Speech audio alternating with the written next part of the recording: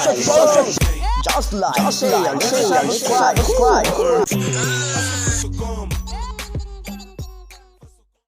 Hello my people, this is your brother Social. I'm back again. Humpazaniye story imiravugwa right now imihanda yose aho yaje kuba isetsa abantu benshi. Aho ngubu ngiye kugaruka ku muntu muzi nka Semuhungu yahanuriwe ko agiye gushaka umugore. Ibyo ni ibintu bitangaje kuri Semuhungu, aho Semuhungu mumuzi nk'umugabo uryamana n'abo bahuje ibitsina.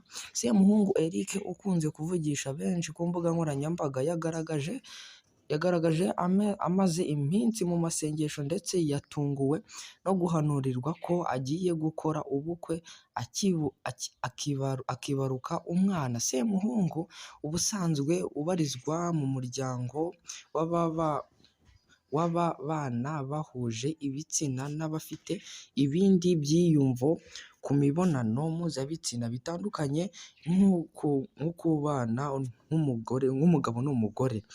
Yabitangaje ku kiganiro yagiranye n'itangazamakuru kuri uyu wa gatanu tariki 2 Gicurasi 2025, mu kiganiro kigamije kugaragaza ibirori bya Semuhungu Experience agiye gutangiriza muri The Sky Sport Lodge kuri iki cyumweru tariki 4 Gicurasi 2025, aho azasangira n'abakoresha imbuga nkoranyambaga. Azafatanya na DJ Buran na DJ Sweet bazamucurangira imiziki. Uretse ibi, abanyamakuru bari babonye umwanya wo kumubaza ku buzima bwe bwite. Aya makuru yo kurushinga no kubyara yongeye kuyemeza imbuga nkoranyambaga, aho yavuze ko muri iyi minsi yari yarafashe umwanya akiyemeza kwiyiriza ubusa akiyegereza Imana.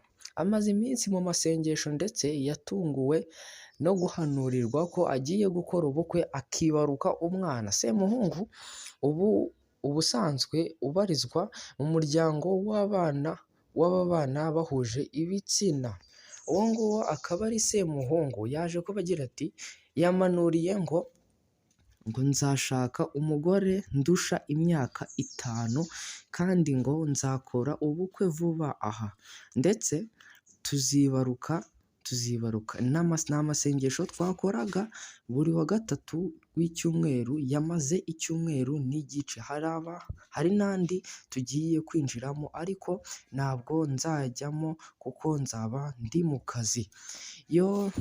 Uwo nguwo akaba ari Semuhungu, aho Semuhungu yavuze ko ubu buhanuzi yabuherewe muri Servers of Our Ministry God aho asanzwe asengera, abuhabwa na Pastor Brown Mugisha. Semuhungu avuga ko umuvugabutumwa asanzwe amukurikirana akamusura mu rugo kugira ngo arebe uko yitwara n'uko akomeje kugenda yiyegereza Imana umunsi ku wundi nk'uko yera imbuto. Nubwo bimeze bityo ariko Semuhungu mu kiganiro yagiranye na Kezo Sunshine usanzwe ari umukobwa w'umuhanzikazi Sunny cyatambutse ku muyoboro wa YouTube yise Vuga Keza, yavuze ko yatangiye kuryamana n'abagabo bagenzi be akiri muto ndetse ko umuntu wa mbere bakundanye n'umugabo ari mu Rwanda. Ubu afite umugore n'abana 2 gusa akiryamana n'abandi bagabo bagenzi be. Icyo gihe yavugaga ko muri iyi si iterambere ateganya gushaka umuntu uzamutwitira bimwe bakunze kwita mu Cyongereza surrogacy. Muri Kamena 2017 nibwo Eric Semuhungu yapfushije umugabo yari afite w'umunyamerika wari ufite imyaka 61 w'amavuko yitwaga Ryan Harrigan.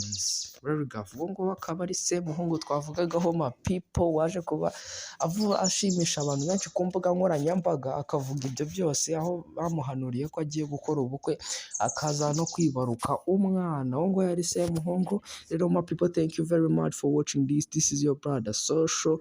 Ciao. Stream on live. Just like, share and subscribe.